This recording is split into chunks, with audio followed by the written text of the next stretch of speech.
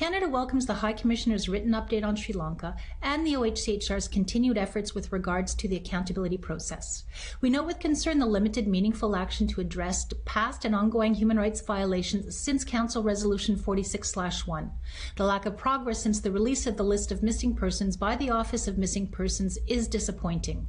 Meaningful peace and reconciliation requires civilian-led governments, an independent judiciary, meaningful civil society space, and respect for human rights, democracy, and the rule of law.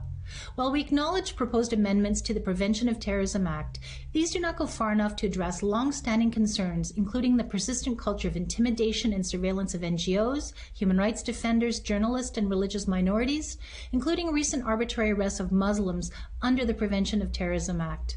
Recently, human rights advocates have been targeted for expressing their views, and acts of memorialization by Tamils continue to be repressed.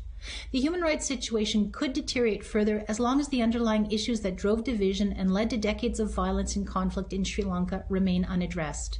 We encourage Sri Lanka to uphold its human rights obligations and engage constructively with the OHCHR.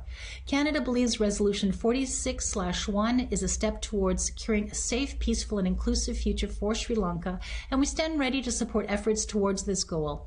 Madam High Commissioner, how can we collectively help advance accountability and reconciliation and impunity in Sri Lanka? Thank you.